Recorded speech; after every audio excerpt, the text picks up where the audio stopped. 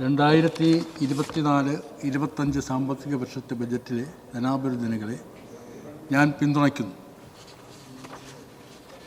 LDF സർക്കാർ അതിൻ്റെ 4-ാം വർഷത്തിലേക്ക് കടന്നിരിക്കുകയാണ്.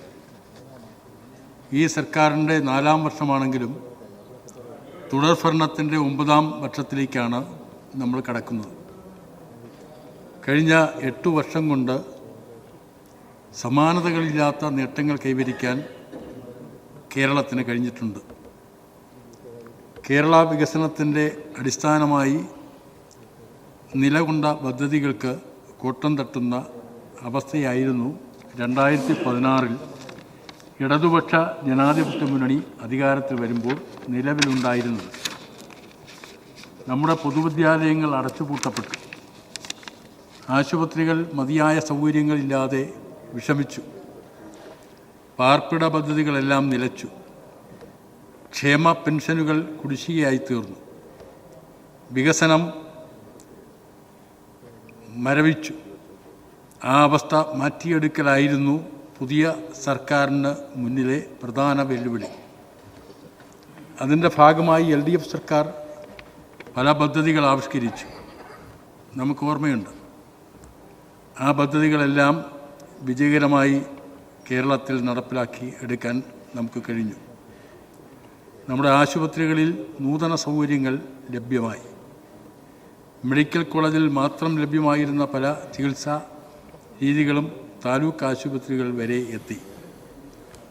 സംസ്ഥാന സർക്കാരിൻ്റെ ലൈഫ് മിഷൻ പദ്ധതിയിൽ 5 ലക്ഷത്തോളം കെട്ടിടങ്ങൾ നിർമ്മിക്കാനുള്ള അനുമതി നൽകി 4 ലക്ഷം പൂർത്തിയാക്കി. മറ്റുള്ളവ പുരോഗതിയിലാണ്. വിവിധ ഭവന സമുച്ചയങ്ങളിലായി 806 ഭൂരഹിത ഭവനരഹിത ഗുണഭോക്താക്കളെ പുനരധിവസിപ്പിച്ചു. പദ്ധതിയിൽ സംസ്ഥാന ഗവൺമെൻറ് 17,490 കോടി രൂപയാണ് ആ മേഖലയ്ക്ക് വേണ്ടി ചെലവഴിച്ചത്. കേന്ദ്രം നമുക്ക് നൽകിയത് 2,081 കോടി രൂപ മാത്രമാണ്. വീടൊന്നിന് ഗ്രാമങ്ങളിൽ 72,000 രൂപ, നഗരങ്ങളിൽ 1.5 ലക്ഷം രൂപ. ഇതാണ് കേന്ദ്രം തന്നത്.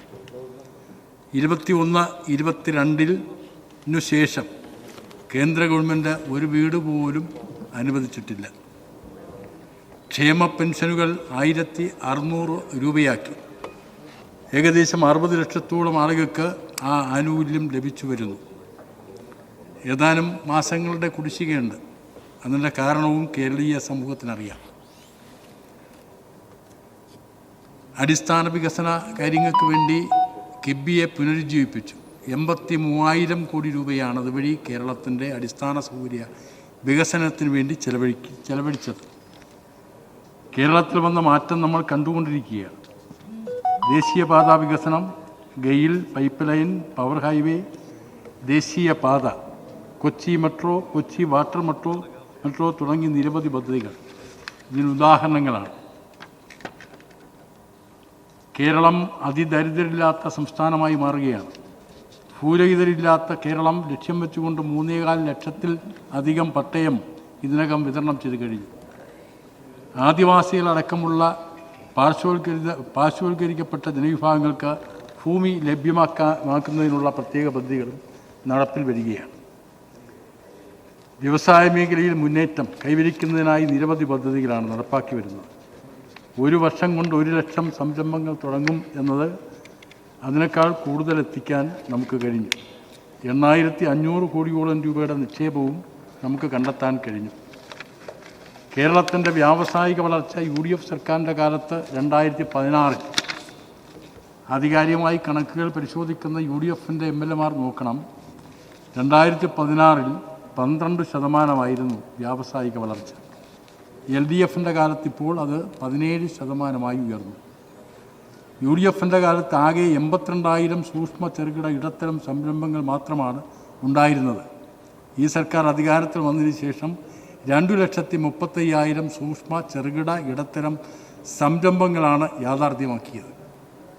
UDFൻ്റെ കാലത്ത് 10,177 തൊഴിൽ സംരംഭങ്ങൾ മാത്രമാണ് ഉണ്ടായിരുന്നത്. ഇപ്പോഴത് 30,176 ഉയർന്നു. നാക് അക്രഡിറ്റേഷനിൽ കേരള സർവകലാശാല A++ നേടിയത് അഭിമാനകരമാണ്.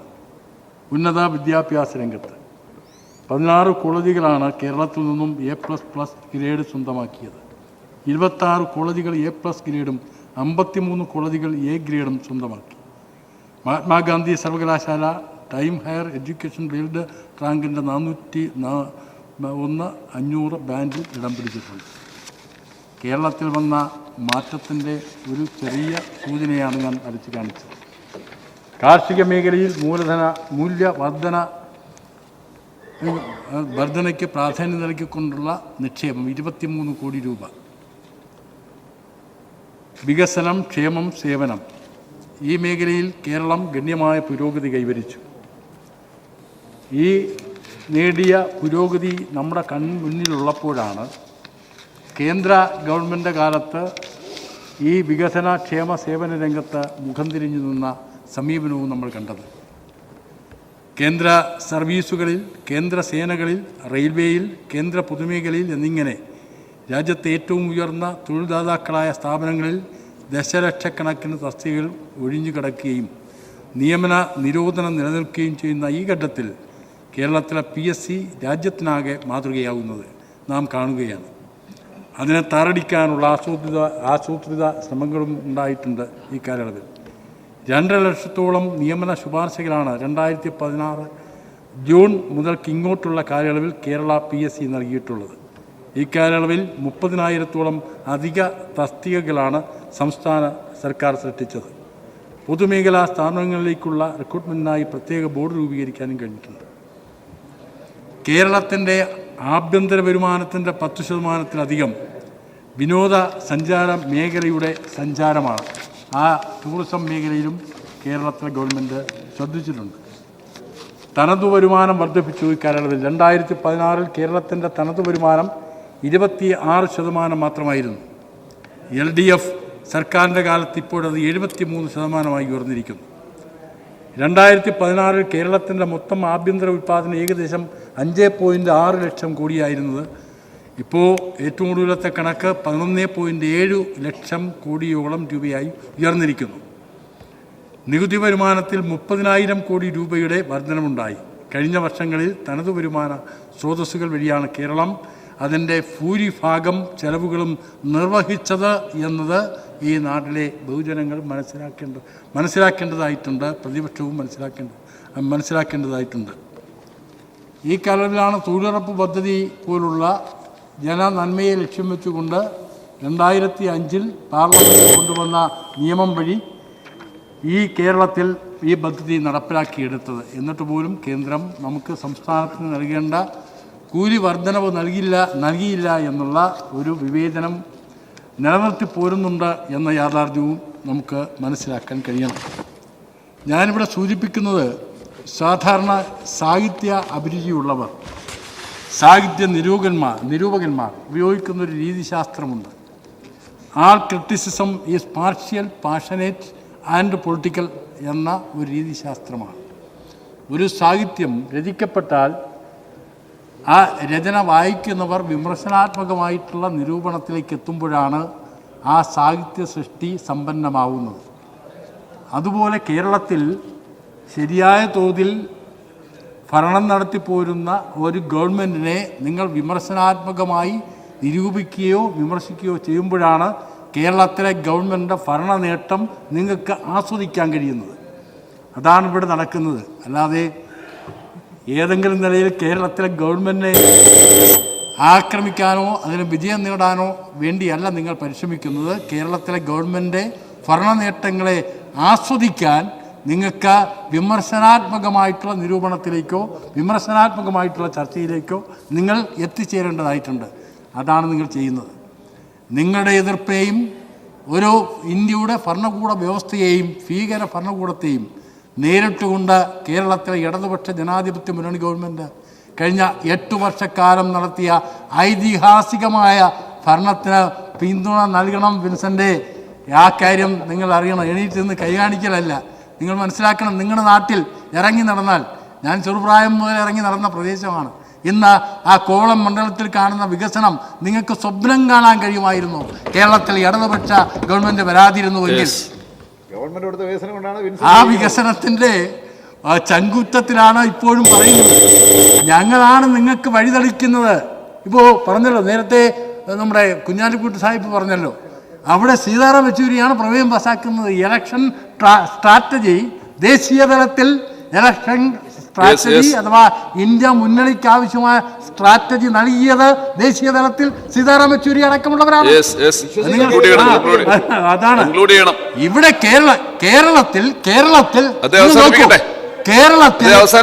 കേരളത്തിൽ ഈ പാർലമെന്റ് തെരഞ്ഞെടുപ്പിൽ നിങ്ങൾക്ക് ഇത്രമാത്രം സീറ്റുകൾ ലഭ്യമായത് ഇടതുപക്ഷ ജനാധിപത്യ മുന്നണി ഒരുക്കിയ അടിത്തറയുടെ മേലാണ്. അത് നിങ്ങൾ കാണുന്നില്ല. ഞങ്ങളാണ് മതേതരത്വം ഉയർത്തിപ്പിടിച്ചത്, ഭരണഘടന സംരക്ഷിക്കാൻ മുന്നോട്ട് വന്നത്. ഞാൻ പറയട്ടെ, സംസാരിക്കാം.